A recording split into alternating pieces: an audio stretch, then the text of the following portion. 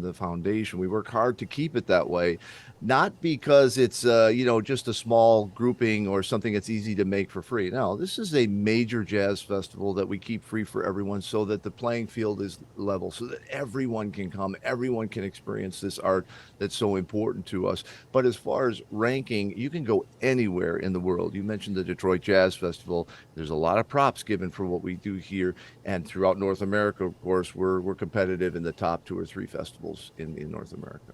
All right, we're going to take a little quick pause for the cause. We will tune ourselves right back in here in just a second. Don't go away. And I want to talk to you a little bit. I want you to put your professorial hat on because you wear a few different hats. We'll be right back. Stay with us.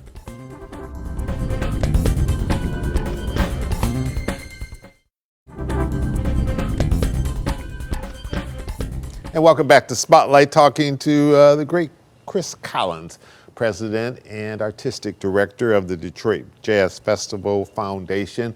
And he's also a very accomplished musician and has played throughout the world. All right, my wife always looks for every year the Jazz Festival poster.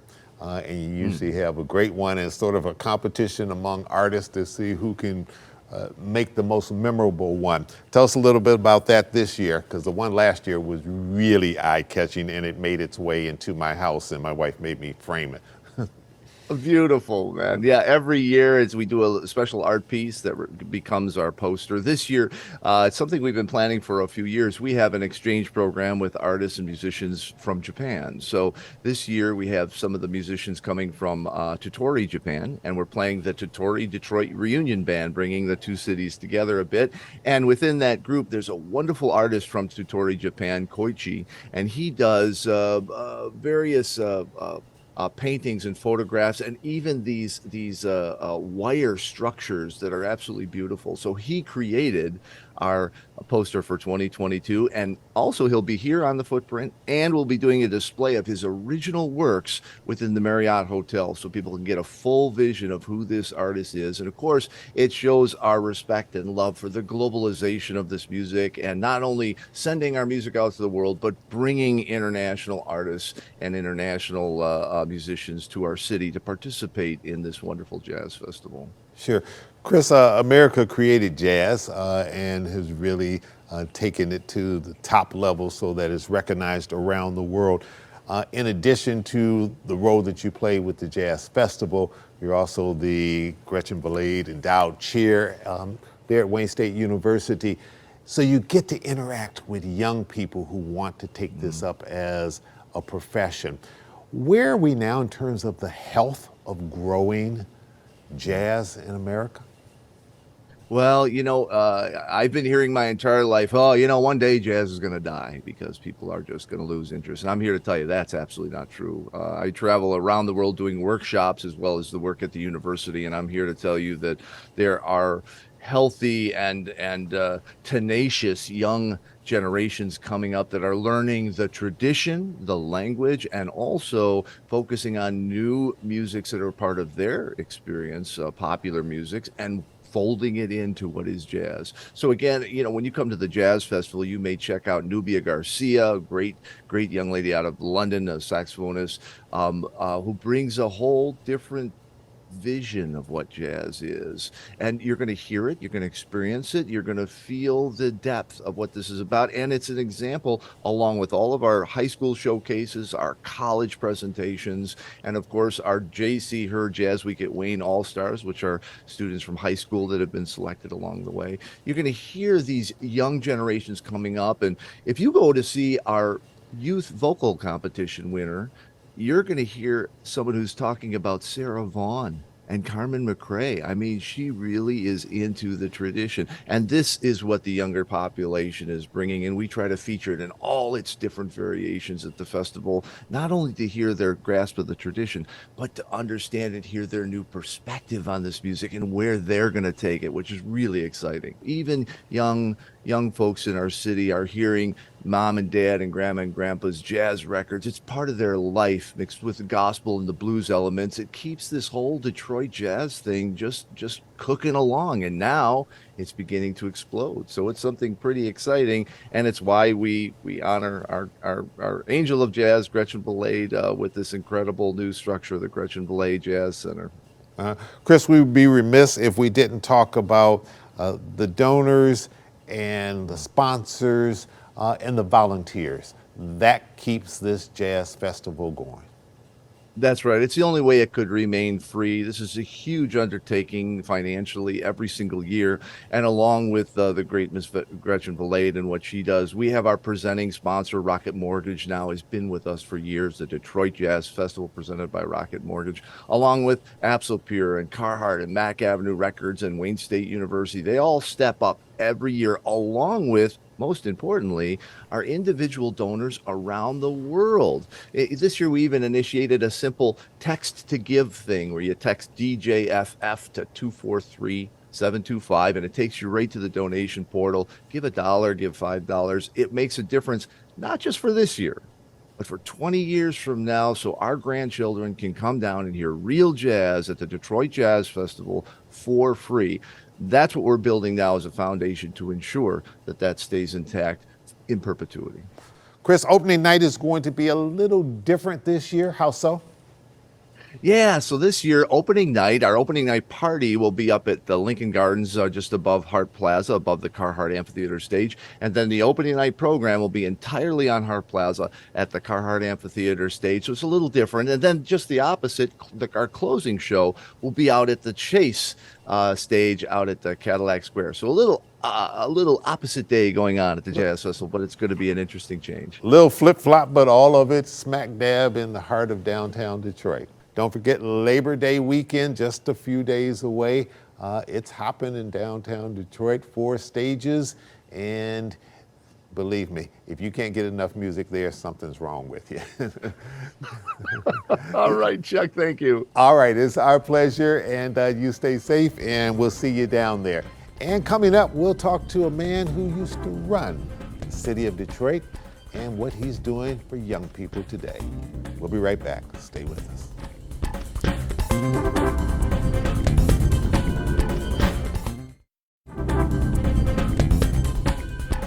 And welcome back to Spotlight. Joining me now is a man who used to be in the public spotlight a whole lot on television, dealing with us journalists.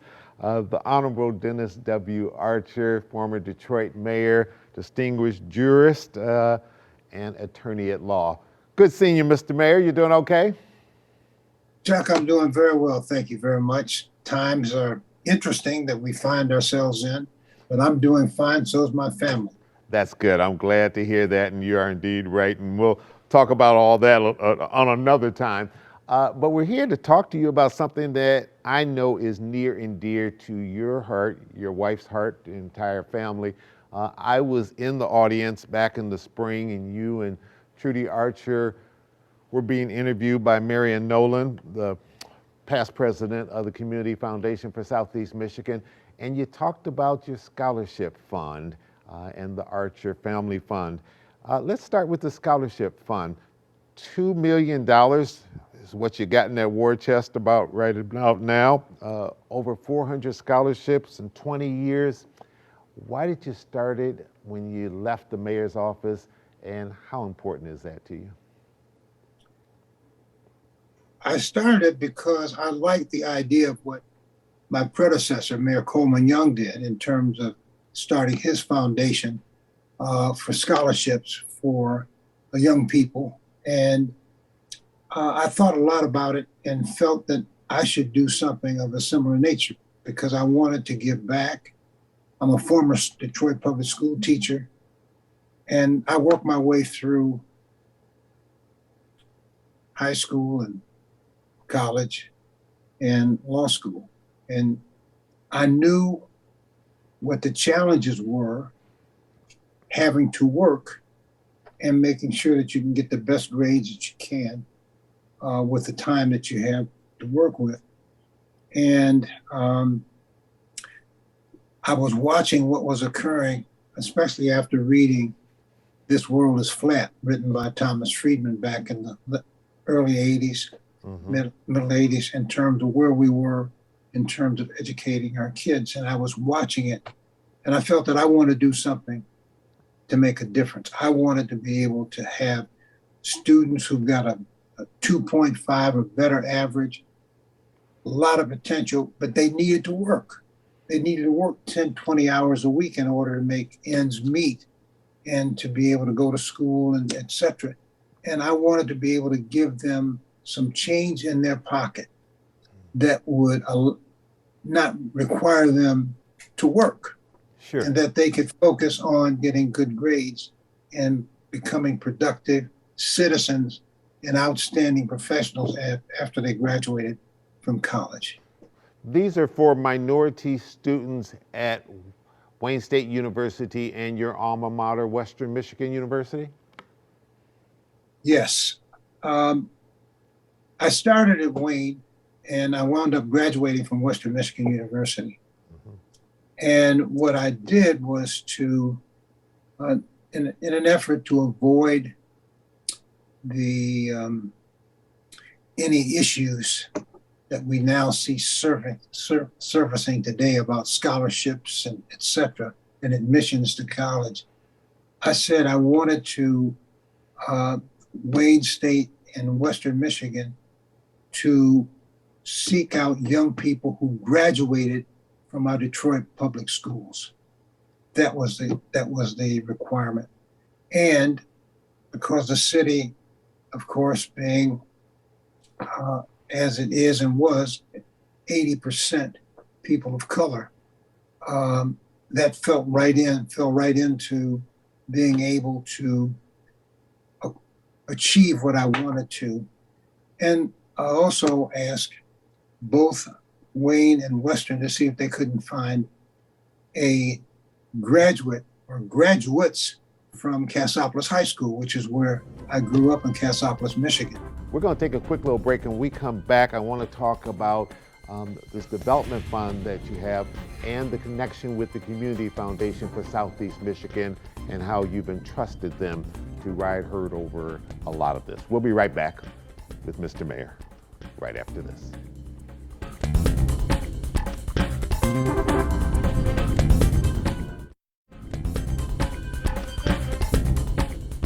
Mr. Mayor, you also have the Archer Community Development Fund. I think about $1.2 million in there. You can correct me if I'm off by a little bit.